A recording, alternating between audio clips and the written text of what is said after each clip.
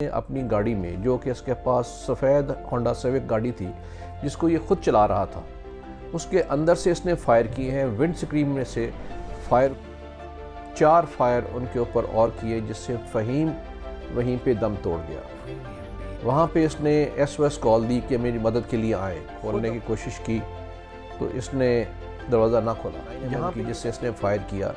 वहाँ से गाड़ी दौड़ाई और अंदर से वारिस रोड से होते हुए हो चुका था, और उस दौरान पुलिस भी पहुँच चुकी थी। इख्तियार किया कि ये शायद डकैती करना चाहता है, क्योंकि रेमंड डेविस जो है ये मशकूक कामों में था।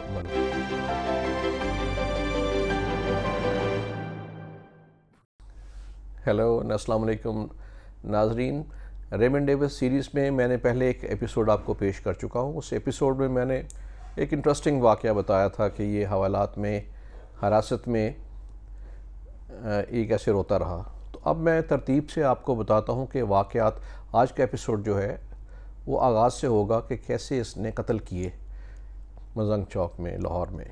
और मैंने पहले बता चुका हूँ कि ये US कॉन्सुलेट लाहौर में एक कॉन्ट्रैक्टर, सिक्योरिटी कॉन्ट्रैक्टर के तौर पे काम कर रहा था। और ये सिक्योरिटी कॉन्ट्रैक्टर जो है अमेरिका का एक तरीक़ाकार है कि वो आउटसोर्स कर देते हैं सिक्योरिटी। ये ऑपरेशनल सिक्योरिटी के लिए आउटसोर्स किया था एक कंपनी को। ये एक्स सोल्जर था, उस कंपनी के लिए काम कर रहा था। उसकी बेसिस पे ही यहाँ पे ये तैनात था। ये लाहौर और पेशावर के कॉन्सुलेट्स में रह चुका था। और जब ये पकड़ा गया उस वक्त भी इसके पास कार्ड जो है लाहौर और कॉन्सुलेट का था और पेशावर का था। इसके पास इस्लामाबाद एम्बेसी का कोई शनाख्ती कार्ड या कार्ड नहीं था। बहरहाल वाक़या कुछ इस तरह है कि ये 27 जनवरी 2011 को दोपहर से पहले ये बकौल इसके ये कॉन्सुलेट से निकल के आया और इसने कुछ पैसे निकलवाए और आगे जा रहा था। ये नहीं बताया कहाँ जा रहा था, लेकिन बाद की इन्वेस्टिगेशन में मालूम हुआ कि ये स्कॉच कॉर्नर, जहाँ पे इसका घर है मॉल रोड से करीब, वहाँ से निकल के आया था। बहरहाल जब ये पहुँचा है करतबा चौक जो मजंग के करीब, तो वहाँ पे इसने ट्रैफिक लाइट पे जब खड़ा किया तो दो लड़के से आगे खड़े हुए, जिनको इसने प्रोवोक किए बग़ैर, जो वहाँ पे लोगों ने बताया कि कोई प्रोवोकेशन नहीं हुई, कोई शूट आउट नहीं हुई, लेकिन इसने अपनी गाड़ी में, जो कि इसके पास सफ़ेद होंडा सिविक गाड़ी थी जिसको ये खुद चला रहा था, उसके अंदर से इसने फायर किए हैं। विंड स्क्रीन में से फायर हुए जो उन दो लड़कों को लगे, मोटरसाइकिल सवारों को। एक का नाम फैज़ान हैदर था जो 22 साल का था, दूसरा फ़हीम था, मोहम्मद फ़हीम या फ़हीम शमशाद, उसकी उम्र 26 साल थी। उन दोनों को इसने फायर किए जो उनकी बैक पे लगे। दोनों को पुश थे वो फायर लगे और वो वहाँ गिर गए। जब वो गिर गए तो ये अंदर से बाहर निकल के इसने 4 फायर उनके ऊपर और किए, जिससे फ़हीम वहीं पे दम तोड़ गया। अब ये हुआ कि वहाँ पे रश काफ़ी था, लेकिन लोगों को एकदम तो पता नहीं चला क्योंकि गाड़ी बंद थी। उसके अंदर से फायर हुए तो उसकी जो आवाज़ होती है वो इस तरह की नहीं थी। कुछ लोग रुके, एक दो ने जब देखा कि कोई गिर गया है और करीब ही ये खड़ा था, तो इसने साथ ये किया कि वहाँ पे उसकी तस्वीर भी ली। तो रश होना शुरू हो गया, लोगों ने घेरा डाल लिया इसको। तो इसने घबरा के वापस गाड़ी में बैठ गया और दरवाज़े लॉक कर लिए और अंदर से इसने SOS कॉल दी अपने कॉन्सुलेट को। वहाँ पे इसने SOS कॉल दी कि मेरी मदद के लिए आए। ख़ुद अपनी किताब द कॉन्ट्रैक्ट में लिखता है, उसको अपने बेस को कहा, बेस दिस इज़ क्रॉसबोन। क्रॉसबोन जो है इसका कॉल साइन रखा हुआ था, ये ख़ुद इसने अपनी किताब में लिखा है। तो उसको वहाँ पे उन्हें इसने कॉल किया। इस दौरान में मजमा ज़्यादा जमा होना शुरू हो गया। उन्होंने करीब हुए तो एक ट्रैफिक पुलिस वाले ने आके लोगों को हटाया और इसका दरवाज़ा खोलने की कोशिश की, तो इसने दरवाज़ा ना खोला। जहाँ पे ये वाक़या हुआ वहाँ से जो मजंग थाना है वो बिल्कुल करीब ही है, शायद वो आधा किलोमीटर भी नहीं होगा, जबकि इसने अपनी किताब में गलत लिखा है कि वो 3 मील के फासले पे बिल्कुल करीब ही था। तो उस वक्त वहाँ पे जमा होना शुरू हो गया। तो पुलिस भी आ गई। पुलिस ने मजमे को परे किया। ख़ुद भी लिखता है कि मजमे में कोई इतना कोई गम गुस्से से नहीं देख रहे थे, अभी लोग वहाँ परेशानी के आलम में थे। जब उन्होंने डेड बॉडी देखी और दूसरा शख्स ज़ख्मी देखा तो फिर उन्होंने इसको शीशा तोड़ने की कोशिश की ताकि इसको बाहर निकाला जाए। इसके पास गाड़ी में पहली चीज़ थी वो जो इसने पिस्टल, ग्लॉक पिस्टल थी जिससे 9 mm की, जिससे इसने फायर किया और उनको दोनों लड़कों को कत्ल किया।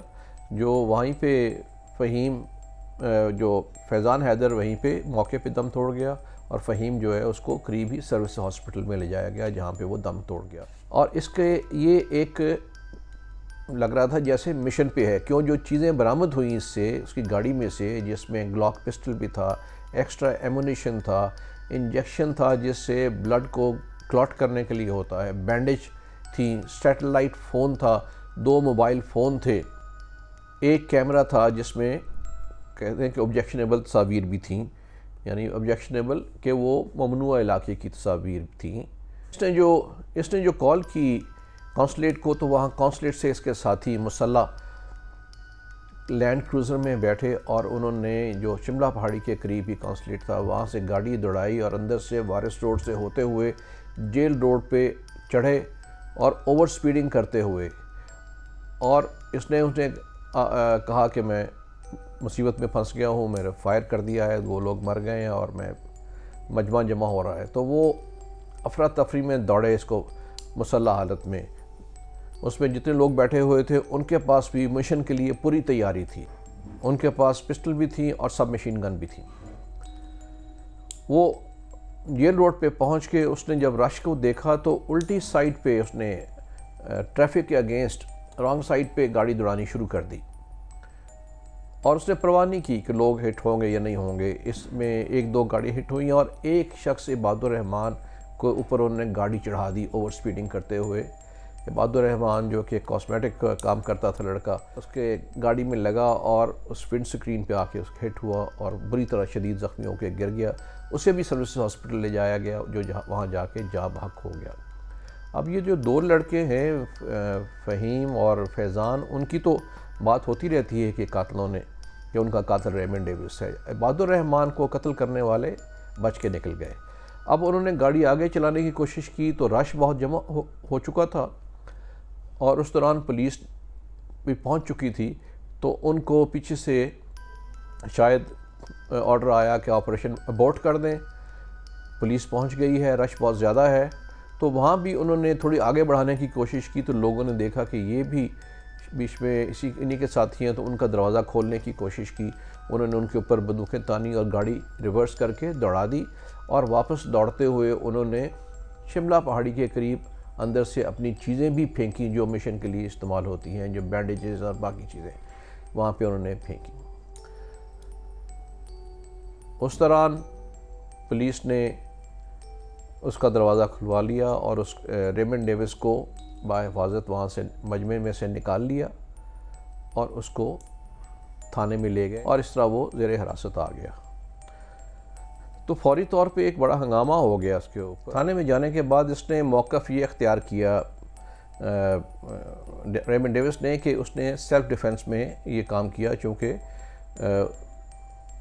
उन लड़कों ने एक पिस्टल उसकी तरफ पॉइंट की थी, जबकि वहाँ पे कोई ऐसी बात कंफर्म नहीं हुई। आई विटनेस से ये अलबत्ता था कि उनके पास पिस्टल थी, लेकिन जिस तरह गोलियाँ लगी पीछे से, इससे लगता नहीं कि वो हमलावर थे। जो इनिशियल इन्वेस्टिगेशन थी उसमें उस वक्त के एसपी इन्वेस्टिगेशन जो थे ज़ुल्फ़िकार हैदर, उन्होंने ये मौक़िफ़ इख्तियार किया कि ये शायद डकैती करना चाहते थे या उसको लूटना चाह रहे थे, जबकि उस वक्त के CCPO असलम तरीन ने इनकी डिनाई किया इस बात को और कहा कि ये आउटराइट मर्डर था, यानी बिल्कुल सीधा सीधा कत्ल केस था। तो अब ये सवाल ये पैदा होता है कि उसने ये कत्ल क्यों किए। 2 कत्ल उसने वहाँ पे किए, तीसरा कत्ल उसके साथियों ने किया। ये तो काबू आ गया। वो जो साथी थे जो लैंड क्रूज़र में आए, LZN 6790 जाली नंबर लगाया हुआ था, उस पे वो यहाँ पे पहुँचे थे, ना उनको हवाले किया गया पुलिस के, ना वो काबू आए। वो भी इस तरह सिक्योरिटी कॉन्ट्रैक्टर थे और उनको पाकिस्तान से निकाल दिया गया। इसका मतलब है कि आज भी वो केस कम से कम इबादुर रहमान की हद तक जो है वो मौजूद है और वो मफरूर हैं जो भी हैं। अब ये सवाल ये है कि इसको उसने गोलियां क्यों मारी, यानी 3-4 सिनेरियो। एक उसका मौक़िफ़ के इन्होंने मेरे पे गन पॉइंट की तो मैंने जवाबी तौर पे फायर करके मार दिया, जबकि वहाँ पे ऐसी ना उनकी तरफ से फायर हुआ, ना कोई विटनेस ऐसा है जो कह रहा है कि इन्होंने पिस्तौल निकाली हुई थी। इसने अपनी किताब में लिखा कि जब वो गिरा हुआ था तो पिस्टल उसके हाथ में थी, जबकि ये गलत बयानी है। पिस्टल उसके हाथ में फैज़ान के या दूसरे के हाथ में नहीं थी। जहाँ तक बात है डकैती या रॉबरी की, कुछ कहते हैं कि इसके ऊपर छोटे मोटे केसेस थे इनके ऊपर, लेकिन उसके ऊपर भी कोई कंफर्मेशन नहीं हुई। तीसरी बात जो कही जा रही है कि ये इन पाकिस्तान की इंटेलिजेंस के लिए काम कर रहे थे और इस पर नज़र रख रहे थे। ये बात ज़्यादा क्रेडिबल लगती है, क्योंकि रेमंड डेविस जो है ये मशकूक कामों में मुलव्वस था और यहाँ पे ये स्पाइंग कर रहा था, बजाय इसके कि ये सिक्योरिटी कॉन्ट्रैक्टर के तौर पे काम करता है। यहाँ पे ये स्पाइंग में मुलव्वस था। यहाँ से ये पहले पेशावर में था, तो ये ममनुआ इलाका जो था उस वक्त का, जो पहले जिसको हम फाटा कहते थे, फेडरली एडमिनिस्ट्रेड ट्राइबल एरिया या कबायली इलाका, उसमें भी जाने की जाता था और कोशिश करता था। और जब लाहौर में आया तो यहाँ पे भी ये पाकिस्तान इंडिया बॉर्डर पे जाके उन ममनुआ इलाकों में जाने की कोशिश करता था। तो ऐन मुमकिन है कि इन लड़कों को लगाया हो कि इसको फॉलो करें, सर्वेलेंस करें, लेकिन इस तरह करें कि इसको पता भी चले और थोड़ा सा दिखा देंगे तो डरा रहेगा, ताकि ज़्यादा एक्टिविटी ना करे इससे बढ़ के। यानी उसने मैक्सिमम ये हो सकता है उन्होंने इसको डराने की कोशिश की और ये ज़्यादा डर गया और इसने उनको एलिमिनेट कर दिया। और जिस तरह देख रहे हैं, जैसे मैंने अर्ज़ किया कि ये अंदर से फायर करके इसने गोलियां चलाईं, जो बहुत ही हाइट ऑफ डेस्परेशन हो सकती है। जैसे कोई एनकाउंटर में एंगेज हो जाए तो वो इस तरह के काम करता है। बहरहाल ये उस वक्त का वाक़या हुआ। उसके बाद जो गिरफ़्तारी के बाद क्या वाक़यात हुए वो भी बहुत इंटरेस्टिंग हैं और चश्म कुशा हैं। उस पर मैं अगले एपिसोड्स में आपको मैं उससे आगाह करूँगा। शुक्रिया।